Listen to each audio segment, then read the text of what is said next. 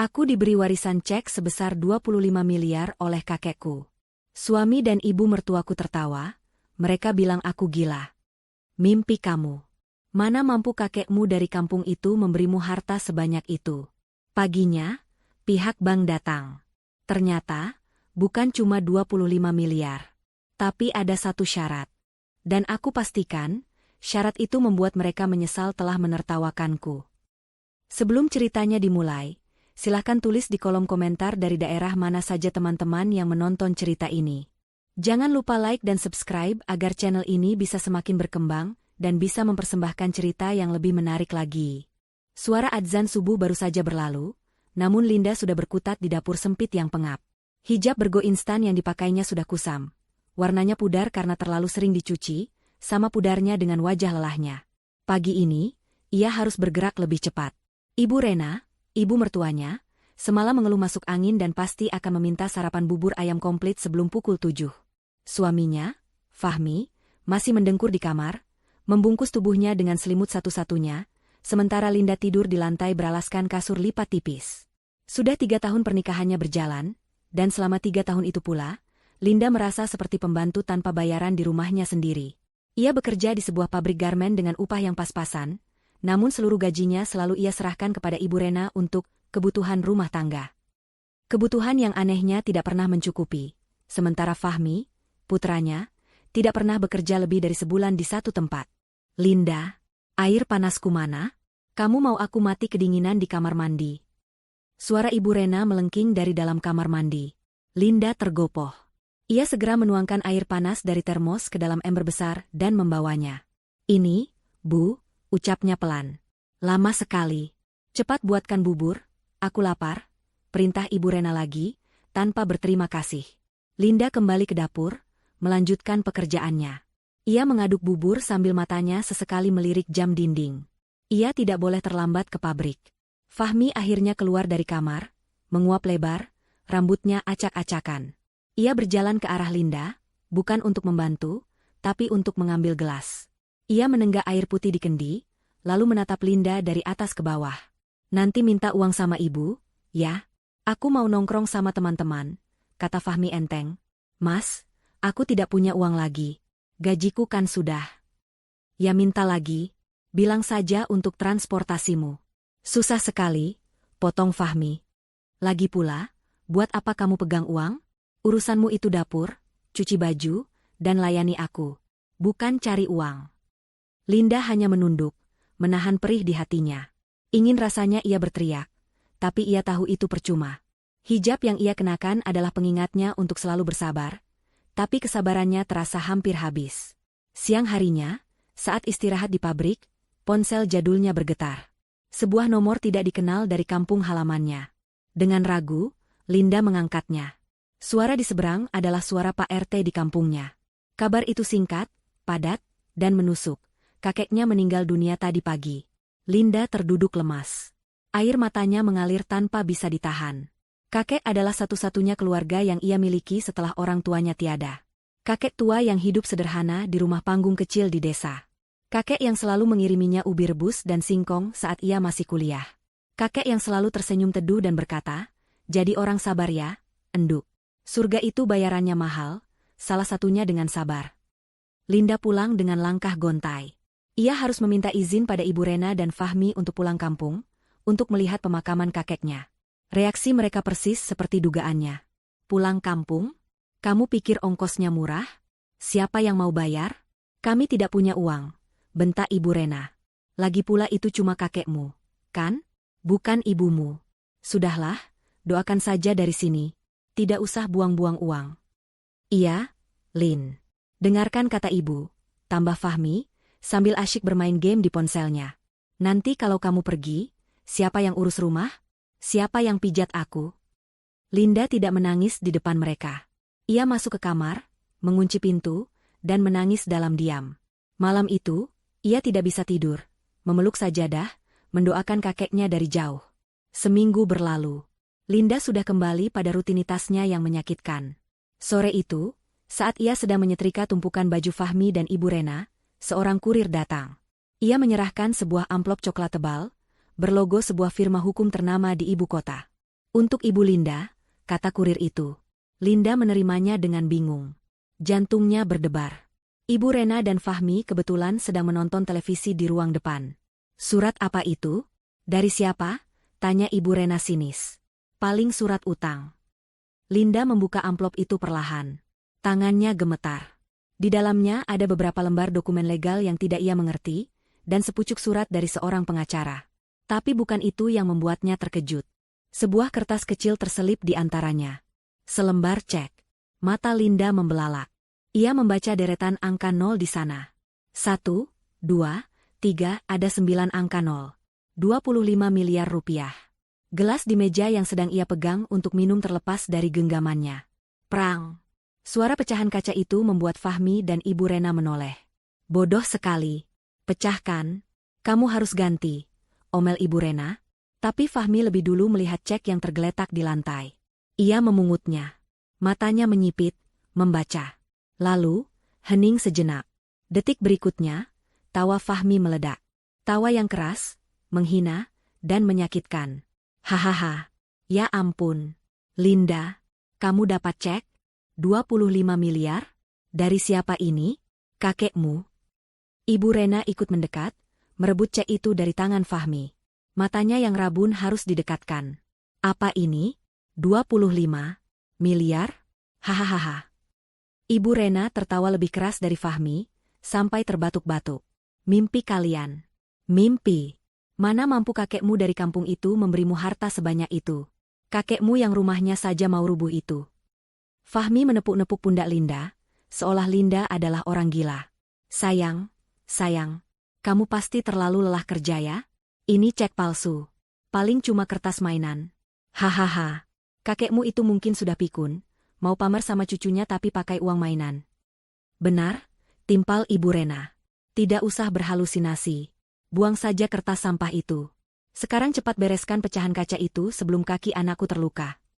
Fahmi melempar cek itu ke wajah Linda. Kertas itu melayang pelan dan jatuh di atas tumpukan baju kotor. Linda tidak berkata apa-apa. Penghinaan itu sudah terlalu sering ia terima. Tapi kali ini, ada sesuatu yang berbeda. Ia menatap kedua orang yang sedang terbahak-bahak itu. Ibu mertua dan suami yang seharusnya melindunginya, kini menertawakan warisan dari satu-satunya orang yang tulus menyayanginya. Dengan tenang, Linda memungut cek itu. Ia membersihkannya dari debu. Ia melipatnya rapi. Ia tidak membuangnya. Ia hanya tersenyum tipis. Senyuman yang tidak bisa dibaca oleh Fahmi maupun Ibu Rena. Malam itu, ia menyimpan cek itu di dalam kotak kayu kecil peninggalan ibunya, satu-satunya harta pribadinya. Ia akan mencari tahu kebenarannya besok. Pagi harinya, suasana di rumah itu kembali seperti biasa. Ibu Rena sudah mengomel sejak matahari belum terlihat. Fahmi mengeluh sakit kepala karena semalam begadang main game. Linda, seperti biasa, bangun paling awal, menyiapkan sarapan, mencuci piring, dan bersiap untuk berangkat kerja. Cek itu tersembunyi aman di dalam dompetnya yang usang. Ia berencana akan pergi ke bank saat jam istirahat makan siang nanti, meski ia harus berjalan kaki cukup jauh. Ia harus tahu apakah ia sedang dibodohi oleh kakeknya, atau sedang ditertawakan oleh takdir. Bagaimana, Nyonya Miliuner? Ejek Fahmi saat mereka sarapan nasi goreng sisa semalam. Sudah siap membangun istana hari ini? Haha. Ibu Rena ikut menimpali. Jangan lupa belikan kami mobil mewah ya, kalau cek palsumu itu bisa cair. Dasar pemimpi.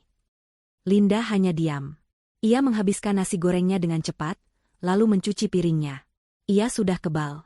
Hatinya sudah mati rasa terhadap ejekan mereka. Pukul 7:30 pagi, ketika Linda baru saja hendak memakai sepatu kerjanya yang mulai menganga di bagian depan, sebuah suara mesin mobil yang halus berhenti tepat di depan pagar rumah kontrakan mereka yang sempit. Ini aneh. Di gang mereka, jarang sekali ada mobil masuk. Apalagi mobil dengan suara mesin sehalus itu. Ibu Rena, yang sedang duduk di teras sambil mencari kutu di rambutnya, berteriak. Siapa itu? Mau pamer mobil? Menghalangi jalan saja. Fahmi mengintip dari jendela. Matanya langsung terbelalak. Bu, itu mobil mewah sekali. Hitam, mengkilap. Linda ikut melihat.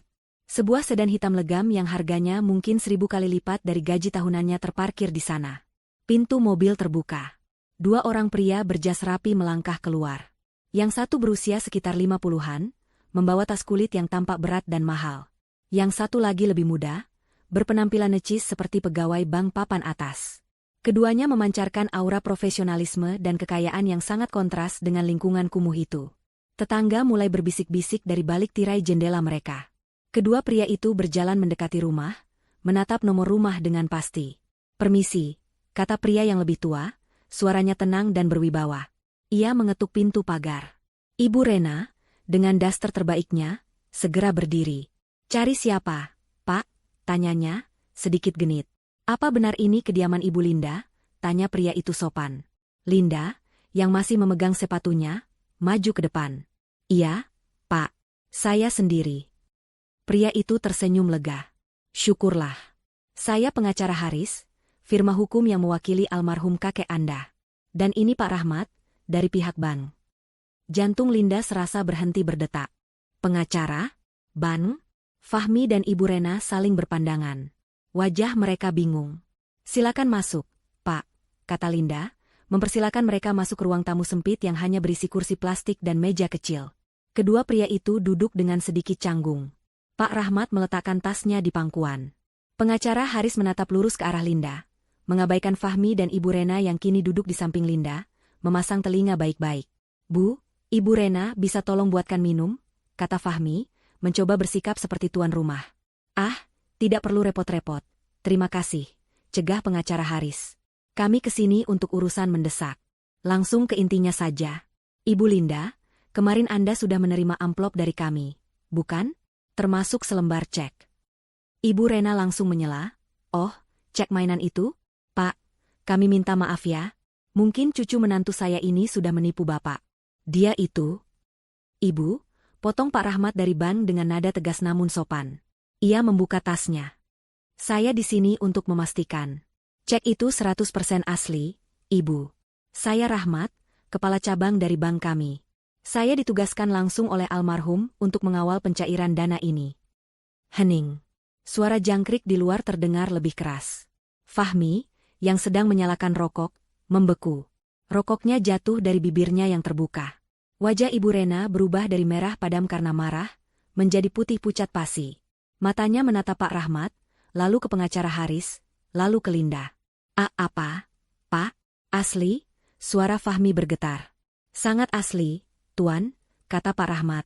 "Dana sebesar 25 miliar rupiah sudah tersedia di rekening khusus atas nama Ibu Linda.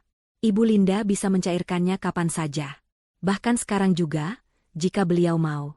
Kami sudah membawa dokumen pencairannya." Pak Rahmat mengeluarkan beberapa dokumen dari tasnya. Fahmi menelan ludah. Keringat dingin mulai membanjiri pelipisnya. Ibu Rena tampak linglung, mulutnya komat kamit tanpa suara. Tunggu," kata Fahmi, otaknya tiba-tiba berputar cepat. Ia langsung pindah duduk, merapat ke Linda. Tangannya mencoba merangkul bahu istrinya. "Sayang kan aku sudah bilang cek itu asli. Kamu sih tidak percaya. Wah, selamat ya, sayang. Kita kaya." Linda hanya diam, ia menepis pelan tangan Fahmi dari bahunya. Pengacara Haris berdeham. "Mohon maaf, Tuan Fahmi. Sebaiknya Anda dengarkan dulu sampai selesai." Pengacara itu kembali menatap Linda. "Ibu Linda, seperti yang saya katakan, cek 25 miliar itu bisa dicairkan sekarang. Tapi, terus terang saja, itu bukan warisan utama Anda."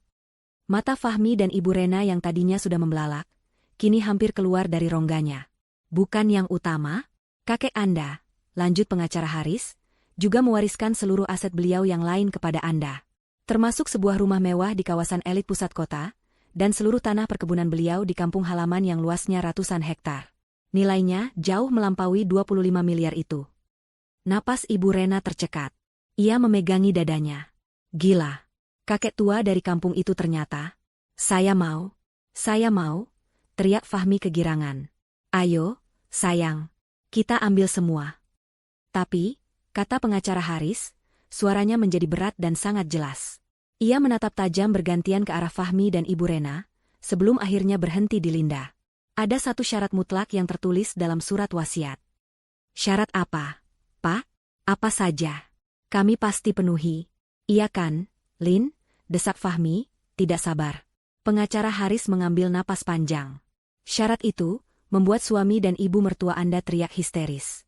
Syaratnya adalah seluruh warisan tambahan itu, rumah mewah dan semua tanah perkebunan, hanya akan jatuh ke tangan Ibu Linda, jika dan hanya jika, Ibu Linda telah resmi bercerai dengan suami Anda saat ini, Tuan Fahmi. Ruang tamu sempit itu mendadak terasa hampa udara. Suara pengacara Haris menggema, menusuk telinga Fahmi dan Ibu Rena, lalu berdiam di sana seperti racun yang bekerja lambat. Resmi bercerai. Dua kata itu menghancurkan fantasi indah yang baru terbangun 30 detik sebelumnya. Apa Aa? Suara Ibu Rena akhirnya meledak, melengking tinggi, memecahkan kesunyian yang mencekam. Ia melompat berdiri dari kursinya, telunjuknya yang keriput menuding lurus ke wajah pengacara Haris. Anda jangan mengada-ada. Pak, ini jebakan. Ini tidak adil. Kakek tua itu pasti sudah gila. Dia mau menghancurkan rumah tangga anak saya. Fahmi, di sisi lain, tidak berteriak. Wajahnya yang semula pucat pasi kini berubah menjadi merah padam.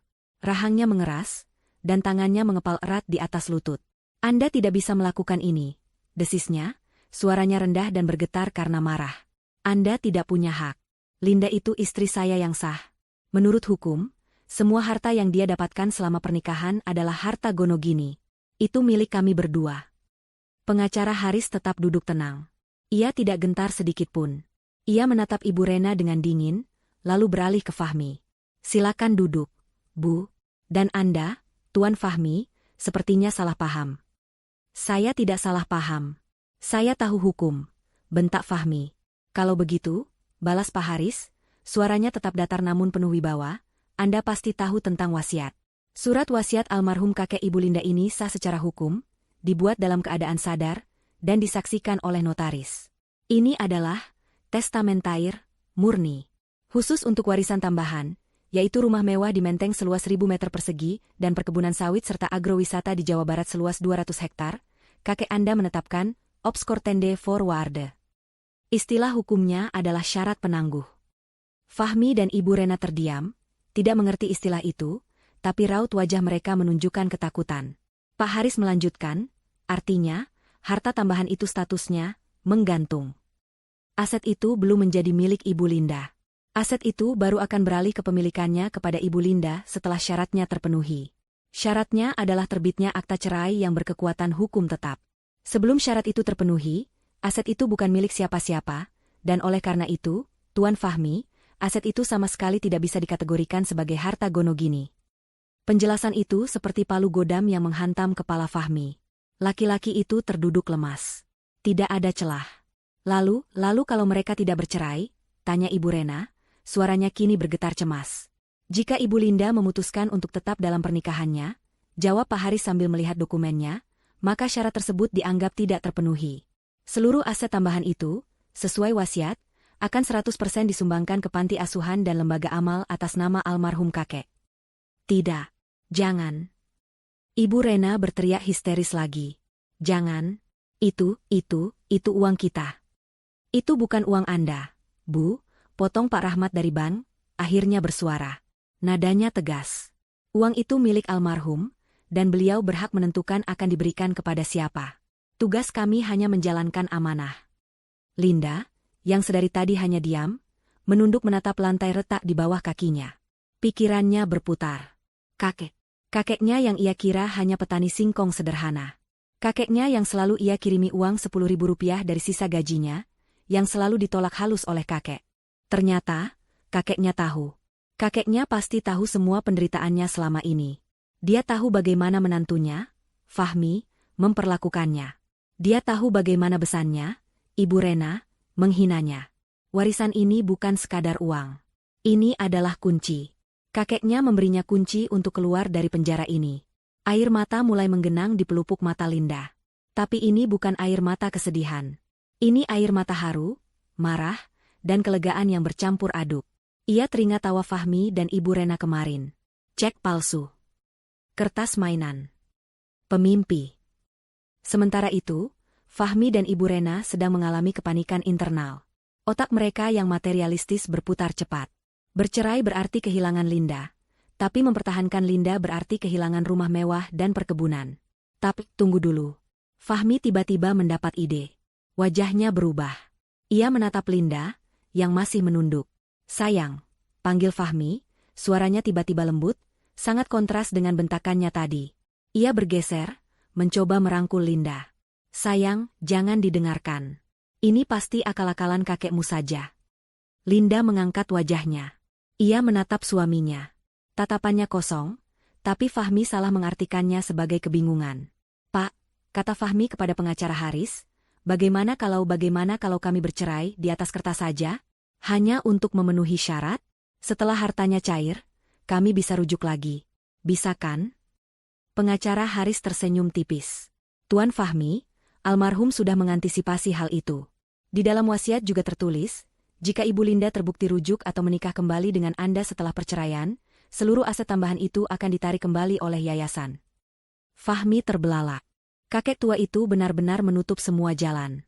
Ibu Rena melihat situasi ini dengan panik. Pilihannya hanya dua, cerai dan dapat harta, atau tetap menikah dan tidak dapat apa-apa selain 25 miliar. Bagi Ibu Rena, 25 miliar itu besar, tapi rumah mewah dan perkebunan ratusan hektar itu jauh lebih menggiurkan. Kalau begitu, kata Ibu Rena pelan, menatap Fahmi dengan tatapan penuh arti. Ya sudah, cerai saja. Fahmi kaget menatap ibunya. Ibu. Tidak apa-apa, nak, kata Ibu Rena cepat. Cerai saja dulu. Nanti kita atur lagi. Yang penting uangnya aman dulu. Linda mendengar percakapan itu. Ia mendengar bagaimana suami dan ibu mertuanya dengan enteng merencanakan perceraiannya, bukan untuk kebebasannya, tapi untuk mengamankan harta. Seolah dia adalah barang yang bisa ditukar tambah. Baiklah, pengacara Haris berdiri. Pak Rahmat ikut berdiri. Sepertinya diskusi kami sudah selesai. Tunggu, kata Fahmi panik. Jangan pergi dulu. Pak Haris menatap Linda. Ibu Linda, keputusan ada di tangan Anda. Kami tidak bisa memaksa. Namun, untuk cek 25 miliar itu, statusnya berbeda. Cek itu adalah pemberian tunai, tidak terikat syarat perceraian. Uang itu milik Anda sepenuhnya, kapanpun Anda mau. Pak Rahmat maju. Dokumen pencairannya sudah saya bawa, Bu. Ibu Linda bisa tanda tangan sekarang, dan sore ini uang itu sudah masuk rekening pribadi Ibu yang baru. Rekening pribadi? Tanya Fahmi curiga. Ya. Almarhum sudah membukakan rekening baru atas nama Ibu Linda saja. Rekening ini tidak bisa diakses oleh siapapun selain beliau. Jelas Pak Rahmat. Wajah Fahmi dan Ibu Rena kembali pucat. Bu Linda? Tanya Pak Haris lembut. Linda menarik napas panjang. Ini saatnya. Ia menatap Fahmi. Ia menatap Ibu Rena. Ia melihat keserakahan yang begitu telanjang di mata mereka. Saya? Tentu saja dia mau tanda tangan. Potong Fahmi, mencoba tersenyum ramah ke Pak Rahmat. Iya kan, sayang? Ayo tanda tangan. Itu uang kita. Tolong, kata Linda, suaranya pelan tapi tegas. Jangan sebut itu uang kita. Itu uang saya. Fahmi dan Ibu Rena tertegun. Ini pertama kalinya Linda membantah mereka di depan orang lain. Saya mau tanda tangan, kata Linda kepada Pak Rahmat. Pak Rahmat segera menyerahkan dokumen dan pulpen. Tunggu. Ibu Rena mencoba merebut pulpen itu. Jangan, Lin, nanti dulu, kita bicarakan baik-baik. Pengacara Haris menahan tangan Ibu Rena. Ibu, mohon jangan menghalangi. Ini hak Ibu Linda. Dengan tangan sedikit gemetar, Linda membubuhkan tanda tangannya di atas materai. Sekali, 2 kali, 3 kali. Selesai, kata Pak Rahmat, mengambil kembali dokumen itu dengan lega. Selamat, Bu Linda. Anda resmi menjadi miliuner. Nanti sore tim kami akan mengantarkan kartu debit dan buku tabungan prioritas Anda ke alamat yang Anda tuju. Alamat? Tanya Linda bingung. Ya. Ibu tidak mungkin kembali ke sini, kan? Kata Pak Haris. Kakek Anda sudah menyiapkan cafe house sementara untuk Anda. Sebuah apartemen mewah. Tim kami akan mengantar Anda ke sana sekarang, jika Anda bersedia. Mata Fahmi dan Ibu Rena membelalak ngeri. Mereka akan membawa Linda pergi. Tidak bisa, teriak Fahmi. Dia istri saya. Dia tidak boleh pergi. Pengacara Haris menatap Fahmi. Dia masih istri Anda, Tuan, tapi dia juga klien kami yang keselamatannya harus kami jaga. Dan terus terang, setelah mendengar ancaman perceraian ini, kami tidak yakin beliau aman di sini bersama Anda dan ibu Anda. Pengacara Haris menoleh ke Linda. Bu Linda, mari. Barang-barang Anda? Linda menggeleng. Saya tidak punya apa-apa. Ia menatap hijab kusam dan baju pabrik yang ia kenakan. Saya hanya bawa diri saya saja. Bagus, kata Pak Haris. Ayo. Saat Linda melangkah menuju pintu, Fahmi dan Ibu Rena tersadar dari hipnotis mereka. Linda, jangan pergi. Fahmi melompat, mencoba meraih lengan Linda. Namun, pengacara Haris lebih cepat. Tubuhnya yang tegap menghalangi Fahmi. Tuan Fahmi, saya peringatkan Anda. Jangan gunakan kekerasan. Ada 2 pengawal saya menunggu di luar mobil. 1 sentuhan saja pada klien saya akan panggil polisi. Ancaman itu berhasil. Fahmi membeku, tapi matanya memancarkan kebencian. Ibu Rena, melihat hartanya berjalan keluar pintu, segera mengubah taktik. Taktik histeria gagal, kini saatnya memakai topeng sandiwara. Nak, Linda, jangan, nak. Suara Ibu Rena tiba-tiba berubah lirih, penuh air mata buaya. Ia menjatuhkan dirinya ke lantai, merangkak, dan memeluk kaki Linda. Nak, maafkan ibu, nak. Isaknya. Ibu salah. Ibu memang mulutnya jahat. Tapi ibu sayang sama kamu, Lin. Ibu sudah anggap kamu kayak anak ibu sendiri. Linda berhenti melangkah. Ia menatap nanar ke arah kepala ibu mertuanya yang kini bersujud di kakinya yang beralaskan sepatu kerja usang. Sayang seperti anak sendiri? Hatinya mencibir. Anak sendiri yang mana? Yang dipaksa menyerahkan seluruh gajinya? Yang tidur di lantai beralas tipis? Yang makan nasi sisa kemarin? Fahmi melihat akting ibunya. Ia segera ikut bergabung. Ia tidak berlutut, tapi ia memasang wajah paling memelas yang ia bisa. Sayang, kamu tegas sama aku, kata Fahmi, suaranya dibuat serak seolah menahan tangis. Kamu lupa janji kita? Kita menikah untuk sehidup semati. Kamu lupa? Aku cinta mati sama kamu, Lin. Cinta mati. Linda hampir tertawa. Cinta yang mana? Cinta yang menyuruhnya memijat kakinya sampai jam 2 pagi setelah Linda pulang kerja? Cinta yang membiarkannya dicaci maki oleh ibunya sendiri tanpa membela? Cinta yang mengambil uangnya untuk membeli rokok dan nongkrong? Iya, nak, sambung Ibu Rena, masih memeluk kaki Linda. Jangan dengarkan pengacara itu. Dia itu setan. Dia mau menghancurkan rumah tangga kita. Kakekmu itu jahat. Lin, dia sudah mati tapi masih mau bikin kita menderita. Benar, seru Fahmi. Kakekmu itu tidak mau lihat kita bahagia. Dia sengaja mengadu domba kita. Kamu jangan terhasut. Sayang, uang 25 miliar itu sudah cukup buat kita. Buat apa rumah mewah? Buat apa perkebunan? Kebahagiaan kita lebih penting, kan? Linda menatap Fahmi. Kebahagiaan kita? Atau kebahagiaanmu? Tanyanya pelan. Fahmi tergagap. Tentu saja kebahagiaan kita. Aku janji, Lin. Aku janji aku akan berubah. Aku akan cari kerja. Aku akan jadi suami yang baik buat kamu. Aku akan belikan kamu baju baru, hijab baru, apa saja yang kamu mau. Aku janji, nak, timpal Ibu Rena. Mulai sekarang, kamu tidak usah kerja lagi. Kamu duduk saja di rumah kayak ratu. Biar ibu yang kerjakan semuanya. Ibu yang masak, ibu yang cuci baju, ibu yang pel. Beneran, nak? Ibu janji. Janji-janji itu terdengar sangat indah. Janji-janji yang seharusnya ia dengar 3 tahun lalu. Tapi sekarang, janji itu terdengar hampa, palsu, dan menjijikan. Janji itu keluar hanya karena ada angka 25 miliar dan ancaman perceraian. Sudah selesai bicaranya? Tanya Linda. Suaranya dingin, tanpa emosi. Fahmi dan Ibu Rena kaget. Mereka mendongak.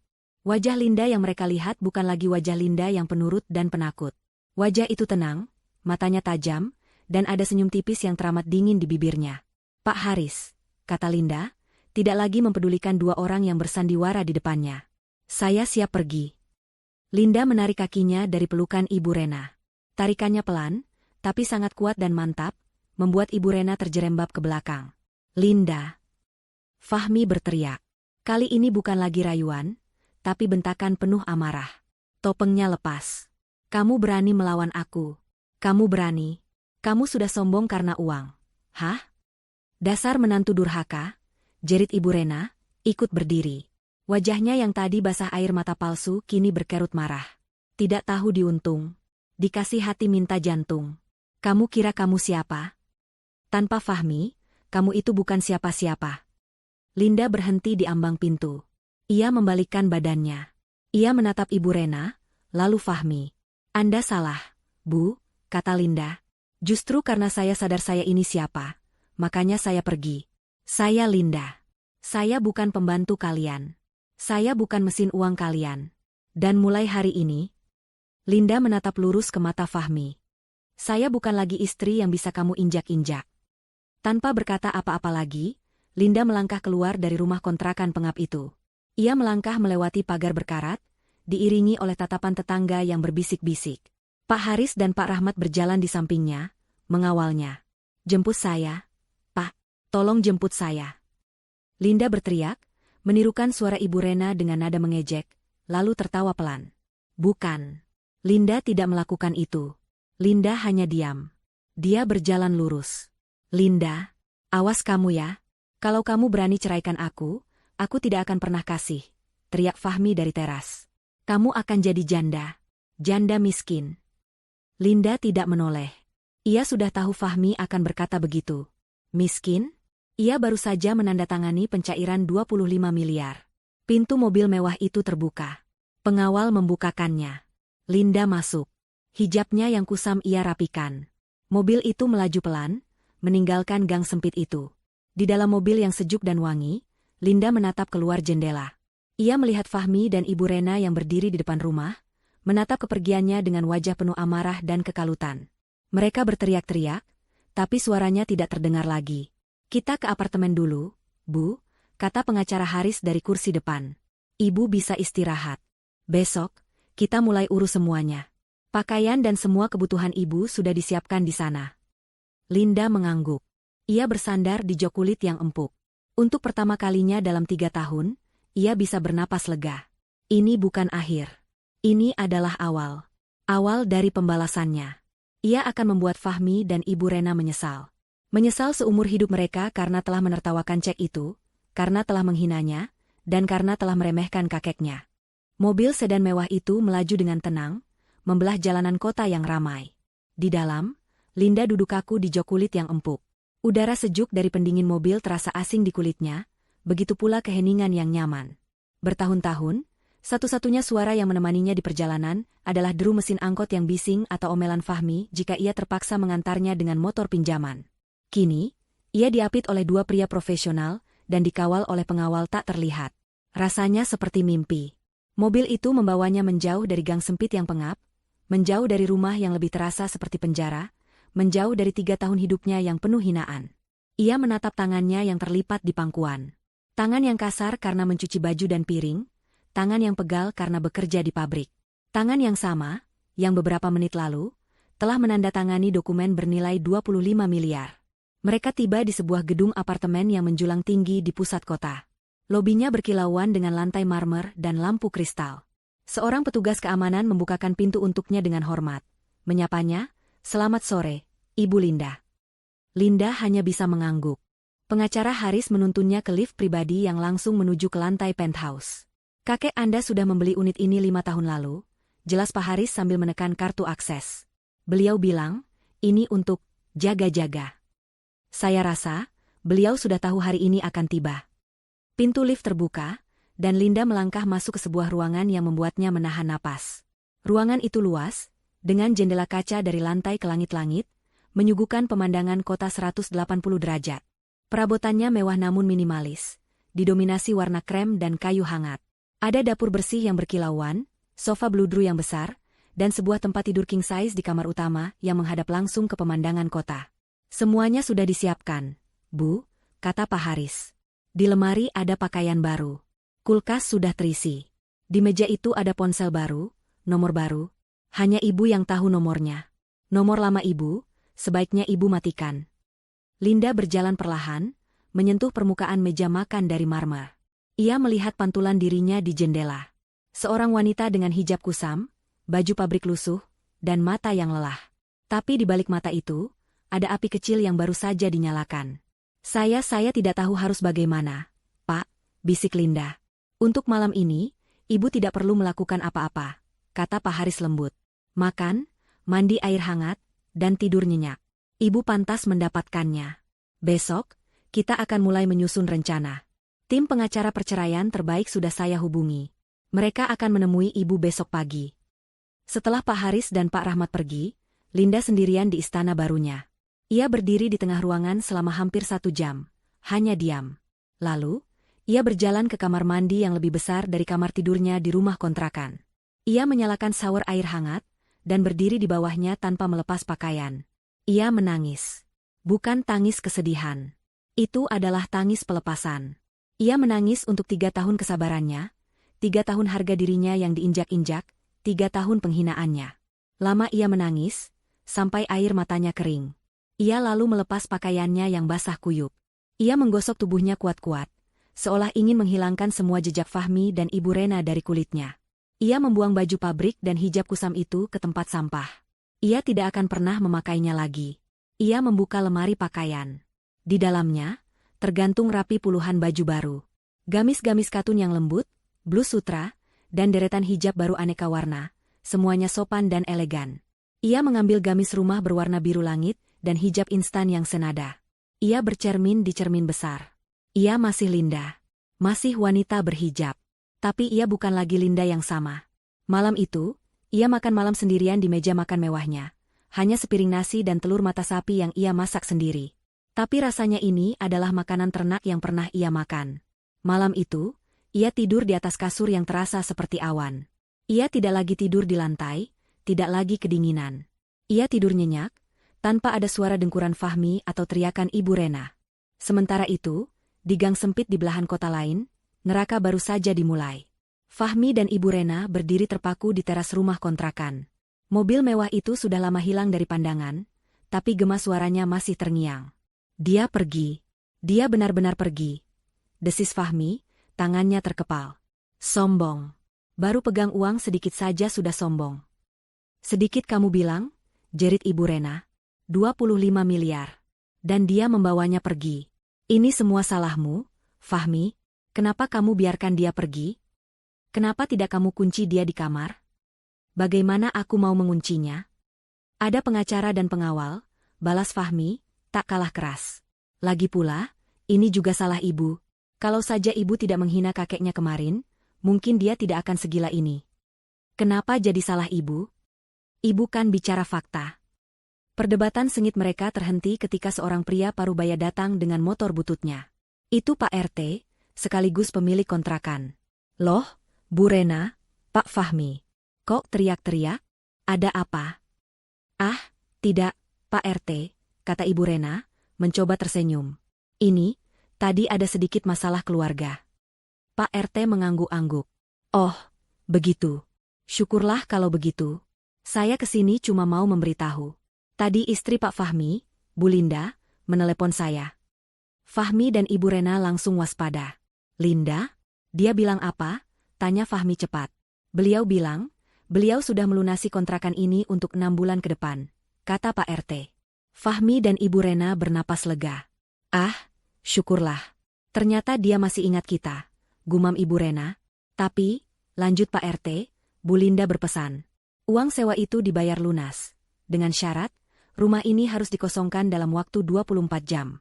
Beliau bilang, beliau mau merenovasi rumah ini untuk disumbangkan ke yayasan. Jantung Fahmi dan Ibu Rena serasa copot. Apa? Diusir? Ini rumah kami, teriak Fahmi. Maaf, Pak Fahmi. Secara hukum, yang menyewa dan membayar adalah Ibu Linda. Saya tidak mau ikut campur urusan keluarga. Tapi perintah beliau jelas. 24 jam dari sekarang. Kalau tidak, beliau bilang akan menyuruh tim pengacaranya yang mengurus. Saya tidak mau repot, Pak. Pak RT menstarter motornya. Saya permisi dulu. Fahmi dan Ibu Rena terduduk lemas di kursi plastik mereka yang reot. Diusir. Mereka benar-benar diusir. Ini gila. Ini tidak mungkin. Fahmi panik. Ia meraih ponselnya, mencoba menelepon Linda. Nomor yang Anda tuju sedang tidak aktif. Fahmi membanting ponselnya ke lantai. Ia mencoba lagi, dan lagi. Hasilnya sama. Coba ke bank, pekik Ibu Rena. Kita ke bank itu. Kita bilang kita ini keluarganya. Kita bisa ambil uangnya. Mereka bergegas pergi ke bank tempat Pak Rahmat bekerja. Dengan pakaian seadanya, mereka mencoba masuk ke lobi utama. Tapi Satpam segera menghentikan mereka. Maaf, Pak, Bu. Ada keperluan apa? Saya mau ketemu Pak Rahmat. Bilang saja, ini Fahmi, suaminya Linda. Satpam itu berbicara ke walkie-talkie-nya. Tak lama, ia kembali. Maaf, Pak. Pak Rahmat sedang sibuk. Dan ada pesan dari beliau, nama Bapak dan Ibu sudah masuk daftar hitam. Bapak dan Ibu dilarang masuk ke bank ini. Apa? Daftar hitam? Kurang ajar. Satpam menekan tombol, dan dua petugas keamanan lain yang berbadan lebih besar datang. Fahmi dan Ibu Rena terpaksa mundur. Mereka diusir dari bank, disaksikan banyak orang. Malam itu, mereka kembali ke rumah kontrakan dengan tangan hampa. Mereka harus berkemas. Dengan marah dan putus asa, mereka memasukkan baju-baju mereka ke dalam kardus dan tas plastik. Tidak ada lagi tawa hina. Yang ada hanya sumpah serapah dan penyesalan yang terlambat. Ini adalah langkah pertama Linda. Tanpa menyentuh mereka, ia sudah berhasil membuat mereka menjadi gelandangan. 3 hari berlalu. Bagi Linda, 3 hari itu adalah proses adaptasi yang cepat. Pagi pertama, ia terbangun karena kebiasaan, mengira ia terlambat menyiapkan sarapan. Namun saat membuka mata, ia melihat langit pagi dari jendela kamarnya yang besar. Ia sendirian, dan ia aman. Pagi itu, tim pengacara perceraian datang menemuinya. 3 orang, 2 pria dan 1 wanita, semuanya berpenampilan tajam dan profesional. Mereka dipimpin oleh seorang pengacara wanita bernama Ibu Astrid, yang terkenal paling galak di ruang sidang. Selamat pagi, Bu Linda, sapa Ibu Astrid, menjabat tangan Linda dengan erat. Pak Haris sudah menceritakan garis besarnya. Tim kami akan mengurus segalanya. Yang kami butuhkan dari Ibu adalah kekuatan mental. Sidang perceraian bisa jadi kotor, terutama jika menyangkut harta. Saya siap, jawab Linda. Suaranya mantap. Saya hanya punya satu permintaan. Saya tidak mau dia dan ibunya mendapatkan 1 rupiah pun dari saya. Tidak dari 25 miliar itu, tidak dari warisan kakek yang lain. Ibu Astrid tersenyum. Saya suka klien yang tahu maunya. Tapi untuk memastikan itu, kita butuh lebih dari sekadar ketidakcocokan. Kita harus membuktikan Tuan Fahmi tidak layak mendapatkannya. Disinilah pengacara Haris angkat bicara. Kakek Anda, Bu Linda, sebelum beliau wafat, pernah bercerita kepada saya. Beliau curiga suami Anda tidak beres. Beliau merasa ada yang aneh dengan cara Tuan Fahmi memperlakukan ibu. Itulah mengapa beliau menyusun surat wasiat serumit ini. Linda terdiam. Kakeknya, bahkan dari jauh, bisa melihat apa yang coba ia sembunyikan. Saya sarankan, lanjut Pak Haris, kita sewa detektif swasta. Kita cari tahu apa yang sebenarnya Tuan Fahmi lakukan di belakang Anda selama ini. Ini akan menjadi amunisi kita di pengadilan. Biayanya? Jangan khawatir. Semua sudah diatur oleh kakek Anda. Linda mengangguk setuju. Lakukan, Pak. Saya mau tahu semuanya. Sementara tim hukum dan detektif mulai bekerja, Linda tidak tinggal diam. Ia mulai membangun kembali hidupnya. Pak Rahmat dari bank datang dan memberinya pelajaran singkat tentang manajemen keuangan. Linda, yang dulunya hanya memegang gaji untuk diserahkan, kini belajar tentang investasi, deposito, dan saham. Ia juga mulai berani keluar. Dengan mobil dan sopir pribadi yang disediakan Pak Haris, ia pergi ke sebuah butik muslimah.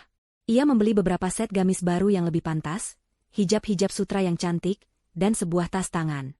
Ia bukan lagi Linda yang kusam. Penampilannya kini mencerminkan status barunya, seorang wanita terhormat. Di sisi lain kota, Fahmi dan Ibu Rena sedang menjalani karma mereka. Setelah diusir dari kontrakan, mereka benar-benar menjadi gelandangan. Mereka mencoba menumpang di rumah saudara, tapi setelah mendengar mereka diceraikan oleh istri kaya, tidak ada yang mau menerima. Mereka dicap sebagai suami dan mertua gagal. Akhirnya, dengan sisa uang di dompet Fahmi, mereka menyewa kamar kos sempit dan pengap di pinggir kota. Kamar itu tidak ada jendelanya, berbau asap rokok, dan kamar mandinya harus berbagi dengan 10 kamar lain. Ini semua gara-gara kamu, jerit Ibu Rena di kamar sempit itu. Kalau saja kamu jadi suami yang benar, kerja yang becus, Linda tidak akan jadi sombong begitu. Ibu diam, bentak Fahmi, frustrasi. Kepalaku pusing. Aku lapar. Bagaimana mau makan? Uang kita habis. Kamu cari kerja sana. Kerja di mana? Siapa yang mau terima aku begini? Mereka yang terbiasa dilayani, kini harus melakukan segalanya sendiri. Tidak ada lagi bubur ayam di pagi hari, tidak ada lagi pijatan malam hari. Yang ada hanya pertengkaran, saling menyalahkan, dan bau kemiskinan yang menusuk. Tapi tidak ada sedikit pun penyesalan atas perlakuan mereka terhadap Linda. Yang ada hanya amarah karena harta mereka direbut. Seminggu kemudian, detektif swasta yang disewa Pak Haris datang ke apartemen Linda. Ia membawa sebuah map coklat tebal. "Tidak sulit, Bu Linda," kata detektif itu. "Target Anda, Tuan Fahmi, sangat ceroboh. Dia tidak rapi bermainnya." Detektif itu meletakkan map di atas meja. "Saya permisi." Linda duduk sendirian di sofa mewahnya. Tangannya sedikit gemetar saat membuka map itu. Lembar pertama adalah foto. Jantungnya serasa diremas. Itu Fahmi. Sedang tertawa lebar, merangkul seorang wanita. Wanita itu muda, berpakaian ketat, dan tidak berhijab. Mereka tampak mesra. Foto berikutnya, mereka sedang makan di restoran cepat saji. Foto berikutnya, mereka berboncengan motor. Foto berikutnya, mereka masuk ke sebuah hotel melati. Linda menutup matanya sejenak. Sakit. Tentu saja sakit. Tapi rasa sakit itu cepat tergantikan oleh amarah yang dingin. Jadi, ini yang dilakukan suaminya di saat ia bekerja banting tulang di pabrik. Ia membuka lembar berikutnya. Ini bukan foto. Ini adalah salinan rekening koran. Rekening sebuah bank, atas nama Ibu Rena. Linda membaca baris demi baris. Setiap bulan, selama 3 tahun terakhir, ada aliran dana masuk rekening itu. Jumlahnya bervariasi. Tapi tanggalnya selalu sama, 1 hari setelah Linda gajian. Itu uangnya. Itu uang gajinya. Fahmi dan Ibu Rena telah bersekongkol di belakangnya. Mereka bilang uang gajinya habis untuk bayar kontrakan, bayar listrik, dan makan. Ternyata, mereka mencurinya. Mereka menabungnya diam-diam di rekening Ibu Rena. Linda melihat saldo akhirnya. Hampir 50 juta rupiah. Detektif itu juga menyertakan transkrip percakapan WhatsApp yang berhasil ia dapatkan. Percakapan antara Fahmi dan Ibu Rena. "Fahmi, Bu, Linda sudah transfer. Aman." "Ibu Rena, bagus. Sedikit lagi kita bisa beli rumah kecil itu. Nanti kalau sudah lunas, kamu ceraikan saja perempuan bodoh itu. Bikin repot." "Fahmi, sabar, Bu. Biar dia kerja dulu buat kita." "Hahaha. Perempuan bodoh. Itu julukan mereka untuknya." Linda membalik ke halaman terakhir. Ini adalah temuan paling menyakitkan. Sebuah foto dari media sosial wanita simpanan Fahmi. Wanita itu berpose selfie, memamerkan sebuah gelang emas baru di pergelangan tangannya. Linda mengenali gelang itu. Bulan lalu, Ibu Rena tiba-tiba sakit parah.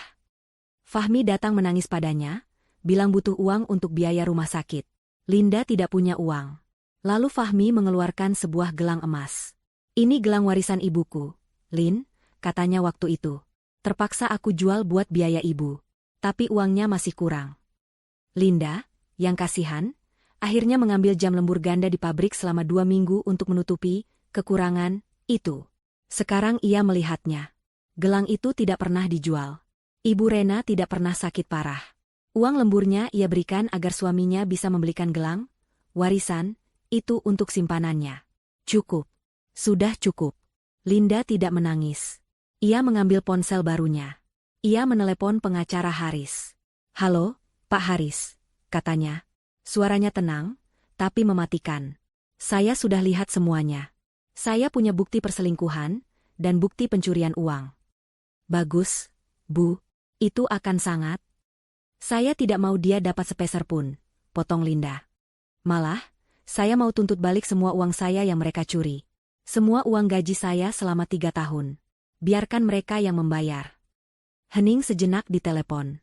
"Bisa diatur, Bu Linda," jawab Pak Haris. "Semua bisa diatur. Kalau begitu, besok, Ibu sudah siap? Kita kunjungi aset kakek Anda yang di kampung. Anda perlu melihat istana yang sedang Anda perjuangkan." Perjalanan menuju kampung kakeknya adalah perjalanan yang sunyi. Linda duduk di kursi belakang sebuah mobil SUV mewah yang dikirimkan oleh Pak Haris. Ini adalah pertama kalinya ia bepergian jauh bukan untuk bekerja. Ia mengenakan gamis katun berwarna zaitun yang nyaman dan hijab pashmina yang serasi, pakaian yang ia beli dengan uangnya sendiri beberapa hari lalu. Penampilannya sudah jauh berubah. Tak ada lagi wajah kusam dan lelah, tak ada lagi pakaian lusuh yang berbau asap dapur. Kulitnya kini lebih terawat, dan matanya memancarkan ketenangan yang baru ia temukan. Di sampingnya, duduk pengacara Haris, menemaninya untuk peninjauan aset. Pak Haris, panggil Linda pelan, memecah kesunyian. Saya masih tidak mengerti. Kakek saya, beliau orang yang sangat sederhana. Rumahnya di kampung dulu hanya rumah panggung kecil dari kayu. Saya ingat, lantainya berderit setiap saya melangkah. Apakah rumah itu yang beliau wariskan? Pak Haris menoleh dari kertas-kertas yang sedang dibacanya, lalu tersenyum tipis. Sederhana itu pilihan, Bu Linda. Kakek Anda memilih hidup sederhana di depan mata orang, tapi beliau membangun kerajaan di belakang layar. Beliau bukan orang biasa. Dan, kampung yang akan kita datangi, mungkin sedikit berbeda dari yang ada di ingatan ibu. Linda semakin bingung, namun ia memilih diam. Ia percaya pada Pak Haris, sama seperti ia percaya pada kakeknya. Setelah menempuh perjalanan hampir 4 jam, mobil keluar dari jalan tol dan memasuki area perbukitan yang sejuk. Jalannya mulus beraspal, di kiri kanannya terhampar pemandangan hijau yang menyejukkan mata. Ini bukan jalanan desa berbatu yang ia ingat. Mobil mereka kemudian melambat di depan sebuah gerbang raksasa yang terbuat dari kayu jati kokoh dan besi tempa. Di atas gerbang itu, terukir nama, Kencana Agrowisata Estate.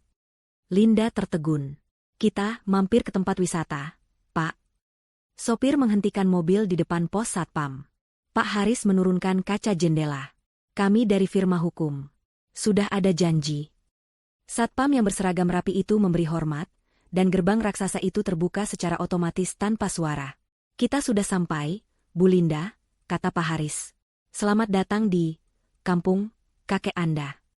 Mobil kembali melaju. Linda menatap keluar jendela dengan mulut sedikit terbuka. Ini bukan kampung. Ini adalah sebuah dunia lain. Sejauh mata memandang, terhampar perkebunan teh yang tertata rapi, diselingi oleh kebun buah naga dan stroberi. Ada danau buatan yang berkilauan di kejauhan, dengan vila-vila kecil bergaya modern tradisional di tepinya. Karyawan berseragam terlihat sibuk merawat tanaman dan melayani pengunjung di area restoran outdoor. Semua ini, bisik Linda. Semua ini milik kakek Anda, jawab Pak Haris. Dan sekarang, milik Ibu. Agrowisata seluas 200 hektar ini adalah salah satu yang terbesar di provinsi ini. Beliau membangunnya dari nol selama 30 tahun terakhir. Mobil terus menanjak, melewati jalanan pribadi yang lebih kecil, menjauh dari area wisata publik. Mereka memasuki kawasan yang lebih privat, dijaga oleh gerbang kedua. Di puncaknya, di atas bukit tertinggi yang menghadap langsung ke danau dan hamparan kebun, berdirilah sebuah rumah. Linda kehabisan kata-kata. Itu bukan rumah. Itu adalah istana. Sebuah bangunan modern yang didominasi kaca, baja, dan kayu premium. Arsitekturnya menyatu dengan alam, dengan kolam renang infinity yang seolah menyambung dengan langit. Mobil berhenti di lobi utama. Beberapa pelayan rumah tangga yang berseragam rapi sudah berbaris menyambut. Selamat datang, Nyonya muda, sapa mereka serentak. Linda melangkah masuk dengan kaki gemetar. Interiornya luar biasa. Perabotannya mewah, tapi terasa hangat dan nyaman. Dan di dinding ruang keluarga yang besar, tergantung sebuah lukisan cat minyak. Lukisan kakeknya, tersenyum teduh. Di sampingnya, tergantung foto-foto. Foto Linda saat masih bayi, digendong kakek. Foto Linda saat wisuda sarjana, yang ia kirimkan lewat pos. Kakeknya memajang semua itu. Seorang wanita paruh baya, kepala pelayan, mendekat. Nyonya, kamar Anda sudah disiapkan. Linda menatap Pak Haris, matanya berkaca-kaca. Kakek, beliau menyiapkan semua ini? Pak Haris mengangguk. Beliau tahu ibu adalah satu-satunya pewarisnya. Beliau hanya menunggu waktu yang tepat. Beliau tidak ingin ibu hidup menderita. Syarat perceraian itu adalah cara beliau untuk memastikan ibu bebas sepenuhnya sebelum menerima semua ini. Linda akhirnya menangis. Menangis di pelukan kepala pelayan itu. Kakeknya telah memberinya lebih dari sekadar harta. Beliau memberinya kebebasan, harga diri, dan sebuah rumah. Sementara itu, di kamar kos sempit yang berbau lembab, Fahmi dan Ibu Rena hampir gila. Uang mereka benar-benar habis. Mereka sudah menjual ponsel Fahmi yang tersisa untuk makan mie instan selama seminggu.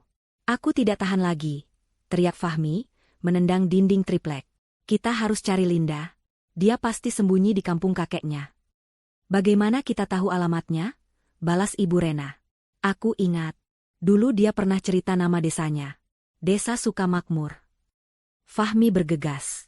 Dengan sisa-sisa tenaga dan harapan palsu, ia dan Ibu Rena mengumpulkan uang receh terakhir mereka. Mereka bahkan terpaksa menjual cincin kawin emas palsu milik Ibu Rena untuk ongkos bus. Setelah perjalanan 8 jam yang melelahkan dengan bus antar kota yang reot, mereka tiba di desa Sukamakmur. Desa itu memang ada. Tapi desa itu miskin, berdebu, dan panas. Tidak ada tanda-tanda kekayaan. Yang mana rumah kakeknya? Tanya Ibu Rena, mengelap keringat. Mereka bertanya ke warung. Permisi, kenal dengan kakeknya Linda? Yang katanya kaya raya?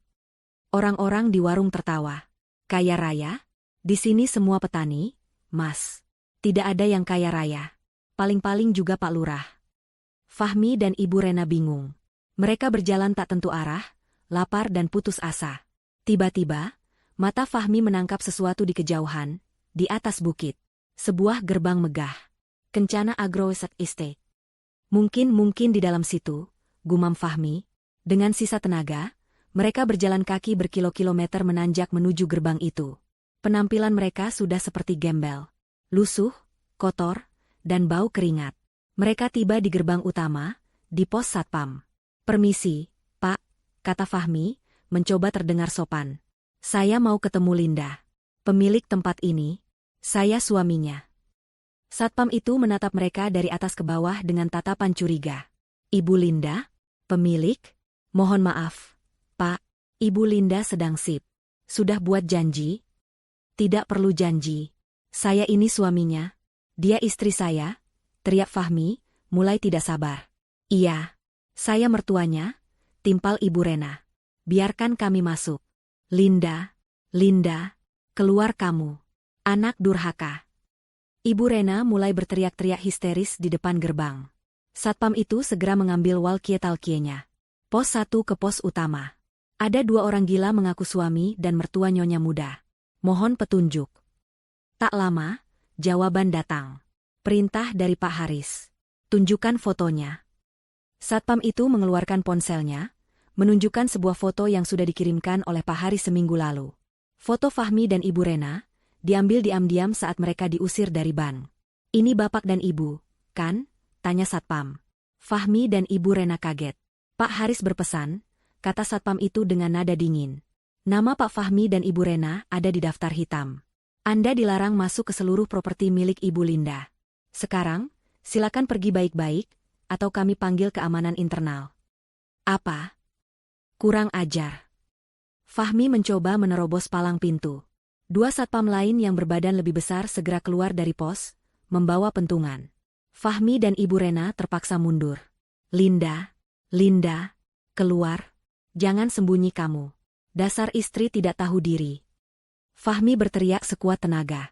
Tiba-tiba, langit yang mendung pecah. Hujan deras turun mengguyur. Dalam sekejap, Fahmi dan Ibu Rena basah kuyup. Jauh di atas bukit, di dalam istananya yang hangat, Linda berdiri di balkon kamarnya. Ia baru saja selesai mandi air hangat dan mengenakan gamis bludru yang lembut. Ia memegang secangkir coklat panas.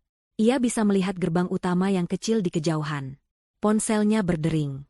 Itu kepala keamanan. Selamat sore, Nyonya. Maaf mengganggu. Tuan Fahmi dan Ibu Rena ada di gerbang depan. Mereka berteriak-teriak. Hujan sangat deras.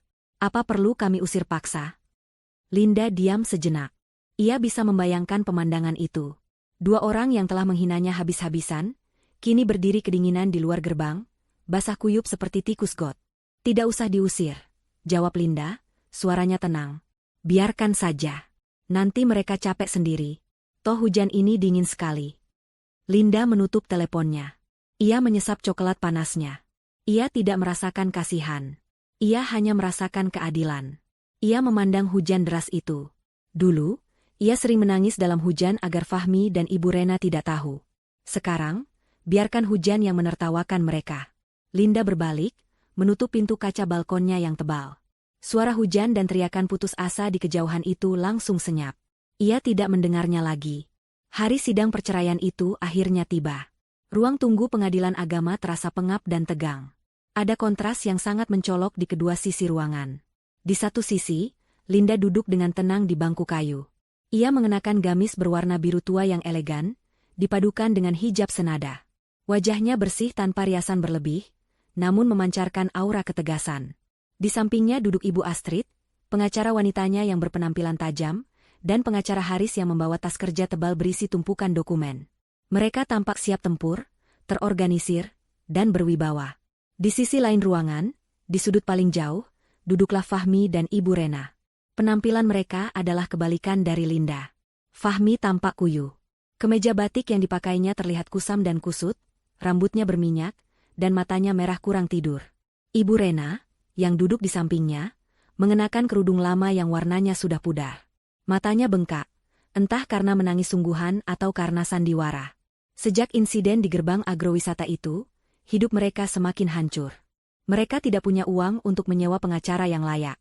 Mereka hanya didampingi seorang pengacara pro bono, bantuan hukum gratis, yang masih muda dan terlihat gugup, membolak-balik berkasnya dengan tangan gemetar. Sidang nomor 214, penggugat Linda melawan tergugat Fahmi, silakan masuk ruangan. Jantung Linda berdebar, tapi ia mengendalikannya. Ia menarik napas panjang, lalu berjalan masuk dengan langkah mantap, didampingi tim hukumnya. Fahmi dan Ibu Rena mengikuti di belakang seperti bayangan, berjalan membungkuk. Ruang sidang itu dingin. Hakim ketua yang memimpin sidang adalah seorang wanita parubaya yang berwajah tegas dan tidak banyak bicara. Baik. Sidang dibuka. Pihak penggugat, silakan sampaikan tuntutan Anda, kata hakim. Ibu Astrid berdiri. Suaranya jelas dan lantang memenuhi ruangan. Terima kasih, Yang Mulia. Klien kami, Ibu Linda, menggugat cerai suaminya, Tuan Fahmi, atas dasar perlakuan tidak pantas, penelantaran ekonomi, kekerasan psikis, dan adanya pihak ketiga. Fahmi langsung tersentak mendengar kata, pihak ketiga. Selain itu, lanjut Ibu Astrid, kami juga mengajukan tuntutan ganti rugi material atas penggelapan dana yang dilakukan oleh Tuan Fahmi dan ibunya, Ibu Rena, terhadap penghasilan Ibu Linda selama 3 tahun masa pernikahan. Ibu Rena terpekik pelan. Pengacara pro bono Fahmi terlihat semakin pucat. Keberatan, Yang Mulia, seru pengacara Fahmi, suaranya sedikit gemetar. Ini tuduhan tidak berdasar. Klien saya adalah suami yang baik. Justru Ibu Linda yang berubah sejak beliau mendapatkan warisan. Dia terbutakan oleh harta dan melupakan kewajibannya sebagai istri. Fahmi segera menyambung. Air matanya mulai mengalir, persis seperti yang ia latih bersama ibunya. Benar, Bu Hakim. Saya cinta sekali sama Linda. Saya tidak mau cerai. Dia yang mau meninggalkan saya karena saya miskin. Dia durhaka, Bu Hakim. Dia menelantarkan saya dan ibu saya. Ibu Rena ikut menangis meraung-raung. Iya, Bu Hakim. Anak saya dizalimi. Linda itu sudah kami anggap anak sendiri, tapi dia buang kami seperti sampah. Tolong kami, Bu Hakim. Drama itu begitu meyakinkan, sampai beberapa pengunjung sidang mulai berbisik-bisik. Hakim ketua mengetuk palu. Tenang. Ini ruang sidang, bukan panggung sandiwara. Pihak penggugat, apa bukti Anda? Ibu Astrid tersenyum tipis. Fakta, Yang Mulia. Kami tidak akan berdebat. Kami hanya akan menyajikan fakta. Ibu Astrid menyerahkan dokumen pertama kepada majelis hakim. Fakta pertama, penelantaran ekonomi. Ini adalah slip gaji Ibu Linda selama 3 tahun bekerja di pabrik garmen. Dan ini, ia menyerahkan map kedua, adalah salinan rekening koran atas nama Ibu Rena. Mohon perhatikan, Yang Mulia. Setiap tanggal 1, sehari setelah Ibu Linda gajian, sejumlah besar uang ditransfer dari rekening Ibu Linda ke rekening Tuan Fahmi, lalu dari rekening Tuan Fahmi ditransfer lagi ke rekening tabungan rahasia atas nama Ibu Rena. Wajah Fahmi dan Ibu Rena langsung berubah seputih kapas. Totalnya, lanjut Ibu Astrid, selama 3 tahun, mereka diam-diam telah mengambil dan menabung uang Ibu Linda sebesar Rp52.700.000. Sementara klien kami, suara Ibu Astrid sengaja ia keraskan, harus makan nasi sisa dan tidur di lantai. Itu fitnah, teriak Ibu Rena. Linda ikhlas memberikannya. Itu untuk biaya rumah tangga. Biaya rumah tangga, balas Ibu Astrid. Kalau begitu, mari kita lihat fakta kedua. Ia menekan tombol di laptopnya. Sebuah layar proyektor di dinding ruang sidang menyala. Mohon maaf atas ketidaknyamanannya, Yang Mulia. Foto pertama muncul. Foto Fahmi sedang merangkul mesra wanita lain di sebuah restoran. Tidak. Fahmi melompat berdiri. Itu editan. Foto berikutnya. Fahmi dan wanita yang sama, masuk ke sebuah hotel melati. Tanggalnya tercetak jelas di sudut foto. Hari kerja, jam 2 siang, saat Linda sedang bekerja di pabrik. Seluruh ruang sidang terhenyak. Ibu Rena menatap anaknya dengan ngeri. Bukan karena Fahmi selingkuh, tapi karena ia begitu bodoh sampai tertangkap basah. Dan fakta ketiga, Ibu Astrid tidak memberi mereka jeda. Foto gelang emas di tangan wanita simpanan itu muncul. Ini adalah gelang yang Tuan Fahmi akui sebagai warisan ibunya, yang katanya akan dijual untuk biaya pengobatan Ibu Rena. Faktanya, Ibu Astrid memutar sebuah rekaman suara. Terdengar suara Fahmi dan Ibu Rena. Rekaman yang diambil detektif saat mereka bertengkar di kamar kos. Suara Ibu Rena, ini semua gara-gara kamu. Kalau saja kamu tidak gatal main perempuan pakai gelang itu, kita tidak akan diusir. Suara Fahmi, kenapa jadi salahku? Kan ibu yang punya ide soal sakit parah itu. Sialan, ketahuan kan? Ruang sidang itu meledak dalam bisikan ngeri. Pengacara pro bono Fahmi hanya bisa menunduk, menutupi wajahnya. Ia kalah telak. Cukup. Fahmi mengamuk. Matanya merah. Ia sudah tidak peduli. Ia menunjuk lurus ke arah Linda. Kamu menjebakku. Kamu jahat, Linda. Kamu pakai uang kakekmu untuk menghancurkan aku. Dasar perempuan sialan. Fahmi mencoba menerjang ke arah Linda. Keamanan, teriak hakim ketua. Dua petugas keamanan langsung membekuk Fahmi, memborgol tangannya ke belakang saat ia terus memberontak dan menyumpah. Ibu Rena pingsan di kursinya. Tapi kali ini, tidak ada yang peduli. Drama itu sudah basi. Hakim ketua mengetuk palu berkali-kali. Diam. Semuanya diam. Tuan Fahmi, jaga sikap Anda atau saya akan tambahkan tuntutan penghinaan terhadap pengadilan. Suasana akhirnya hening. Hanya isak tangis Fahmi yang tertahan yang terdengar. Hakim ketua menatap tumpukan bukti dengan wajah geram.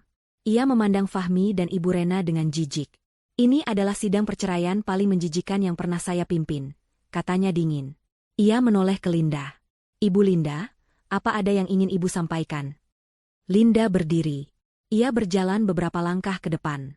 Ia menatap Fahmi, yang kini terduduk di lantai dengan tangan terborgol. Ia menatap Ibu Rena yang pura-pura pingsan. Suaranya tenang, tapi setiap katanya terdengar jelas di seluruh ruangan. Yang mulia, dulu, suami saya dan ibu mertua saya menertawakan saya.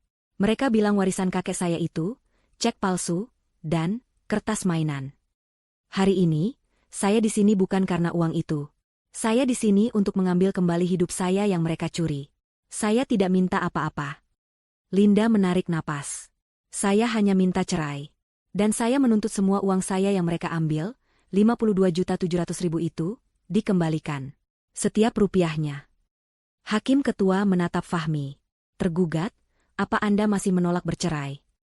Fahmi hanya bisa menggeleng, air mata dan ingusnya bercampur. Ia sudah hancur. Baiklah. Hakim ketua mengetuk palunya. Gugatan cerai dikabulkan. Talak 1. Kedua, pengadilan memerintahkan Tuan Fahmi dan Ibu Rena untuk mengembalikan seluruh dana sebesar 52.700.000 rupiah kepada Ibu Linda. Rekening Ibu Rena segera dibekukan, dan Tuan Fahmi diwajibkan membayar dengan cara mencicil jika tidak mampu membayar lunas, dengan penyitaan aset jika diperlukan. Sidang ditutup. Palu diketuk 3 kali. Selesai. Linda memejamkan mata sejenak, mengucap syukur dalam hati. Ia berbalik. Ia berjalan keluar dari ruang sidang. Kepalanya tegak, hijabnya rapi. Ibu Astrid dan Pak Haris tersenyum bangga di belakangnya. Di luar, saat ia melangkah di koridor yang terang, ia merasa seperti baru saja keluar dari terowongan yang gelap. Ia bebas.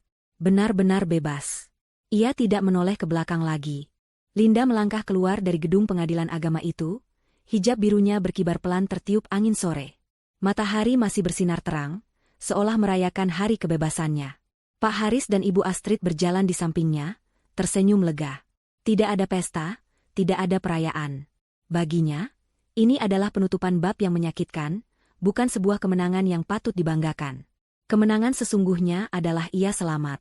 Ia tidak perlu menoleh ke belakang lagi. Namun, di dalam ruang sidang yang kini sepi, babak baru bagi Fahmi dan Ibu Rena baru saja dimulai. Babak itu bernama penyesalan. Setelah Linda pergi, petugas keamanan melepaskan borgol sementara di tangan Fahmi. Ibu Rena, yang pingsan, terpaksa bangun sendiri karena tidak ada yang peduli untuk membangunkannya. Pengacara pro bono mereka menatap keduanya dengan pandangan lelah dan sedikit jijik. Tugas saya selesai. Putusan sudah jelas. Kalian berutang Rp52.700.000, katanya, lalu membereskan berkas dan pergi begitu saja. Mereka berdua terduduk di bangku kayu yang keras, sendirian di koridor yang mulai lengang. Ini semua salahmu, desis Fahmi, matanya menatap liar ke arah ibunya. Kalau saja ibu tidak serakah. Kalau saja ibu tidak punya ide menabung uangnya di rekening ibu. Kita tidak akan ketahuan. Plah, sebuah tamparan keras mendarat di pipi Fahmi. Tangan Ibu Rena bergetar hebat. Berani kamu salahkan ibu? Kamu yang tidak berguna. Kamu yang gatal main perempuan. Kamu yang bodoh. Kenapa harus pakai gelang itu? Kenapa harus ketahuan? Kamu anak sialan. Ibu yang sialan, balas Fahmi, tidak peduli lagi. Sekarang bagaimana? Uang di rekening ibu dibekukan. Habis kita. Kita harus bayar utang. Pertengkaran hebat itu berlanjut. Mereka saling menyalahkan, saling memaki, di koridor pengadilan, disaksikan sisa-sisa pengunjung yang menatap mereka dengan hina. Mereka yang tadinya kompak dalam kejahatan, kini pecah berantakan saat karma datang menagih. Mereka pulang ke kamar kos sempit dan pengap itu dengan berjalan kaki. Tidak ada uang tersisa untuk naik angkot. Setibanya di sana, pemilik kos sudah menunggu di depan pintu. Maaf, Pak Fahmi, Bu. Sewanya sudah habis kemarin. Kapan mau dibayar? Fahmi dan Ibu Rena pucat pasi. Mereka sudah tidak punya apa-apa lagi. Malam itu, mereka diusir dari kamar kos. Benar-benar diusir. Dengan sisa tenaga, Fahmi menggotong Ibu Rena yang tiba-tiba mengeluh dadanya sesak, membawa 2 tas plastik berisi pakaian kusam mereka. Mereka menjadi gelandangan. Mereka tidur di emperan toko yang sudah tutup.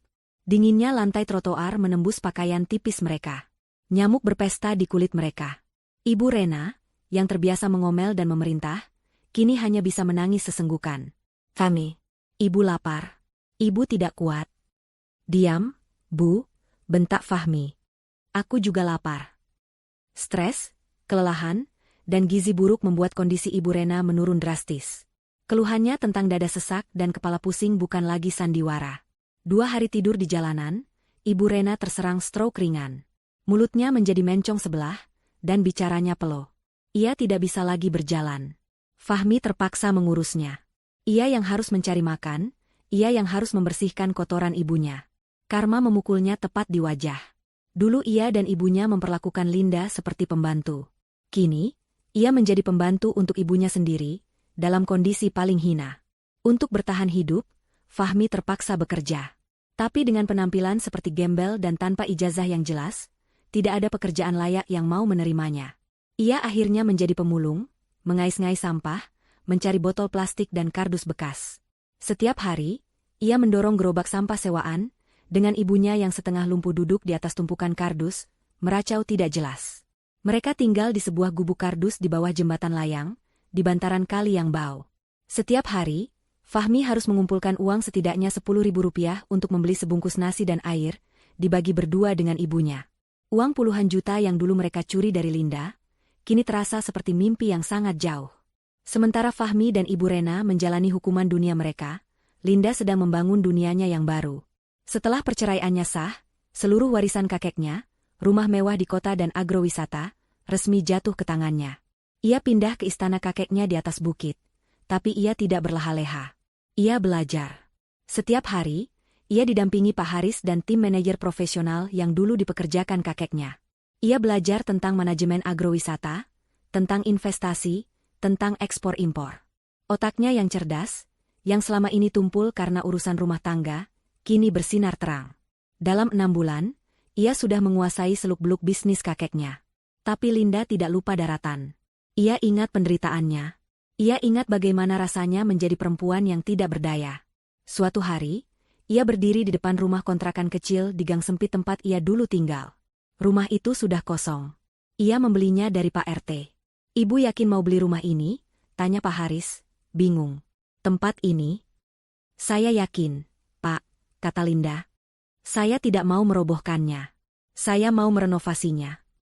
Linda menuangkan sebagian dari 25 miliar itu untuk proyek pribadinya. Rumah kontrakan itu ia rombak total. Ia membeli 3 rumah petak lain di sampingnya. Ia membangun sebuah bangunan 2 lantai yang bersih dan asri. 1 tahun setelah hari perceraiannya, tempat itu diresmikan.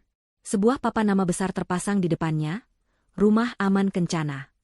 Sebuah rumah singgah gratis, lengkap dengan konseling psikologis dan pelatihan keterampilan, khusus untuk perempuan korban kekerasan dalam rumah tangga yang ingin memulai hidup baru.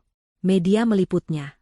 Acara peresmian itu dihadiri oleh wali kota dan banyak aktivis perempuan. Linda, dengan gamis sutra berwarna krem dan hijab yang anggun, berdiri di podium, memberikan pidato. Saya mendedikasikan tempat ini, katanya, suaranya tenang namun bergetar, untuk semua perempuan yang pernah merasa sendirian. Untuk semua perempuan yang pernah merasa tidak berharga, yang pernah dihina, dan yang suaranya direnggut. Saya ingin bilang, kalian tidak sendirian. Selalu ada kesempatan kedua. Di bawah jembatan layang yang bising, Fahmi sedang menyuapkan nasi basi ke mulut ibunya yang meracau. Matanya secara tidak sengaja tertuju pada televisi 14 inci butut di sebuah warung Tegal di seberang kali. Warung itu sedang menyiarkan berita lokal. Ia melihatnya. Ia melihat Linda di layar televisi. Linda yang cantik, yang bersinar, yang dihormati. Linda yang dikelilingi pejabat. Linda yang sedang tersenyum. Senyum yang sama sekali berbeda dari senyum dingin saat terakhir kali ia melihatnya di pengadilan. Ini senyum tulus. Di layar, tertulis, Linda Kencana, filantropis muda, resmikan rumah aman untuk korban KDRT. Fahmi membeku. Sendok di tangannya jatuh ke tanah yang kotor. Perempuan bodoh. Perempuan yang ia sebut, pemimpi. Perempuan yang ceknya ia sebut, kertas mainan. Kini perempuan itu ada di televisi, dipanggil, filantropis muda. Linda. Rintih Ibu Rena. Ia juga melihatnya. Untuk sesaat, mata tuanya yang keruh tampak jernih. Ia melihat apa yang telah mereka buang. Fahmi menunduk. Ia menatap gerobak sampahnya. Ia mencium bau busuk dari kali. Ia merasakan sengatan matahari di kulitnya yang dekil. Dan untuk pertama kalinya, ia menangis. Bukan tangis sandiwara. Bukan tangis kemarahan. Tapi tangis penyesalan yang sesungguhnya. Penyesalan yang sudah terlambat. Ia sadar, ia tidak hanya kehilangan uang 25 miliar. Ia tidak hanya kehilangan rumah mewah dan perkebunan. Ia telah membuang satu-satunya berlian yang pernah ia miliki. 2 tahun telah berlalu sejak hari bersejarah di ruang sidang itu. Linda Kencana kini bukan lagi sekadar nama. Ia adalah simbol. Di bawah kepemimpinannya, Kencana Agrowisata Estate berkembang pesat, membuka 2 cabang baru dan menjadi salah satu pengekspor buah tropis terbesar di negeri itu. Rumah Aman Kencana juga telah menampung dan membantu puluhan wanita menemukan kembali hidup mereka. Linda sendiri telah tumbuh menjadi wanita bisnis yang dihormati, cerdas, dan tetap rendah hati. Hijabnya yang elegan kini sering menghiasi sampul majalah bisnis dan sosial. Ia menemukan kebahagiaannya bukan hanya dalam harta, tapi dalam memberi arti pada kehidupan orang lain. Kekayaan tidak mengubahnya. Ia tetap Linda yang bangun sebelum subuh untuk sholat. Tapi kini ia melakukannya di musola pribadinya yang menghadap kebun teh, bukan di kamar sempit yang pengap. Ia tetap Linda yang ramah. Tapi kini ia dikelilingi oleh orang-orang tulus yang menghargainya, bukan oleh parasit yang menggerogotinya. Di sisi lain takdir, kehidupan Fahmi dan Ibu Rena telah mencapai titik terendahnya, dan menetap di sana. Mereka tidak lagi tinggal di bawah jembatan. Setelah berbulan-bulan memulung, Fahmi berhasil mengumpulkan cukup uang untuk menyewa 1 kamar petak yang lebih buruk dari kamar kos mereka dulu. Ukurannya hanya 3 kali 3 meter, berdinding triplek, dengan bau got yang menyengat. Stroke Ibu Rena semakin parah. Ia kini benar-benar lumpuh separuh badan. Ia tidak bisa bicara, hanya bisa meracau dan menangis. Seluruh hidup Fahmi kini terkuras untuk mengurus ibunya, ibu yang telah menyeretnya ke jurang kehancuran. Hutang 52,7 juta rupiah itu masih menghantuinya. Pengadilan berhasil menyita seluruh isi rekening Ibu Rena, tapi itu hanya menutupi sebagian kecil. Sisanya, menjadi utang abadi Fahmi. Setiap bulan, juru sita datang mengambil paksa hampir seluruh penghasilannya dari memulung, menyisakan hanya cukup untuk sebungkus nasi. Ia terperangkap dalam lingkaran setan yang ia ciptakan sendiri. Suatu hari, obat Ibu Rena habis. Ibunya kejang-kejang karena demam tinggi. Fahmi panik. Ia tidak punya uang sepeser pun. Puskesmas menolaknya karena ia tidak punya jaminan. Dalam keputusasaan yang memuncak, ia teringat sesuatu. Lobi kantor pusat Kencana Group. Ia pernah melihatnya di berita. Dengan sisa tenaga, ia menggendong ibunya di punggungnya. Ia berjalan kaki berkilo-kilometer, dari perkampungan kumuh tempat tinggalnya, menuju distrik bisnis pusat kota. Ia tiba di depan sebuah gedung pencakar langit yang berkilauan. Kencana Tower. Penampilannya begitu menyedihkan. Pakaiannya compang-camping, tubuhnya bau keringat dan sampah. Ibu Rena di punggungnya merintih pelan. Ia mencoba masuk. Berhenti. Dua petugas keamanan berbadan tegap langsung mengadangnya di pintu kaca yang mengkilap. Mau apa Anda? Ini bukan tempat pemulung. Saya mau ketemu Linda. Desis Fahmi, napasnya tersengal. Saya Fahmi, suaminya. Tolong, ibu saya sakit. Petugas keamanan itu tertawa. Suami Nyonya Linda? Hahaha, Anda mimpi. Pak, Nyonya Linda tidak punya suami. Sekarang pergi, sebelum kami panggil polisi. Tidak, saya harus ketemu dia. Linda, Linda. Fahmi berteriak putus asa, mencoba menerobos. Tepat pada saat itu, lift pribadi di lobi berdentang. Pintu stainless steelnya terbuka. Keluarlah Linda, didampingi oleh pengacara Haris dan beberapa direkturnya. Linda tampak sangat profesional dengan setelan blazer dan celana panjang berwarna putih gading, hijabnya ditata rapi. Mereka sedang tertawa pelan, mendiskusikan rapat yang baru saja selesai. Melihat keributan di lobi, langkah Linda terhenti. Mata Fahmi terkunci pada sosok itu. Sosok istrinya. Mantan istrinya. Yang begitu bersih, begitu wangi, begitu jauh. Linda, teriak Fahmi sekali lagi. Linda menoleh. Untuk sepersekian detik, ia membeku. Ia mengenali suara itu. Ia mengenali dua sosok menyedihkan di depan pintu itu. Pria kurus dekil yang menggendong wanita tua yang lumpuh. Fahmi memanfaatkan keterkejutan petugas keamanan. Ia berlari, menyeret tubuhnya, dan menjatuhkan diri tepat di kaki Linda. Ia tidak peduli lagi dengan harga diri. Ia meletakkan ibunya yang terkulai di lantai marmer yang dingin, lalu bersujud, memeluk kaki Linda. Linda, maafkan aku, Lin. Isaknya, air mata dan ingus bercampur dengan debu di wajahnya. Maafkan, tolong, Lin selamatkan ibu. Dia sekarat, aku mohon. Ibu Rena, yang terbaring di lantai, menatap Linda dengan mata tuanya yang penuh ketakutan dan penyesalan. Tangannya yang lumpuh mencoba meraih-meraih, suaranya hanya, eung-eung. Lobi yang tadinya sibuk itu menjadi senyap. Semua karyawan dan tamu berhenti, menyaksikan drama yang luar biasa itu. Pak Haris melangkah maju untuk melindungi Linda, tapi Linda mengangkat tangannya, menghentikannya. Linda menatap dua sosok yang terkapar di kakinya. Pemandangan ini, dulu, merekalah yang membuatnya bersujud. Dulu, merekalah yang tertawa di atas penderitaannya. Dengan gerakan yang tenang dan anggun, Linda berjongkok. Ia menyamakan tingginya dengan Fahmi yang masih tersungkur. Seluruh lobi menahan napas. Mas Fahmi, kata Linda. Suaranya lembut, tapi terdengar jelas di keheningan itu. Sangat kontras dengan teriakan histeris Fahmi. Fahmi mendongak, matanya penuh harap. Dulu, lanjut Linda, menatap lurus ke mata Fahmi. Kamu dan ibu pernah tertawa sangat keras. Kamu bilang kakekku pikun. Kamu bilang warisan 25 miliar itu, cek palsu, hanya pantas untuk bungkus cabai. Wajah Fahmi memucat. Linda beralih menatap Ibu Rena yang gemetaran di lantai. Dan ibu bilang saya, menantu durhaka. Ibu bilang saya, perempuan bodoh, yang tidak tahu diuntung. Maaf.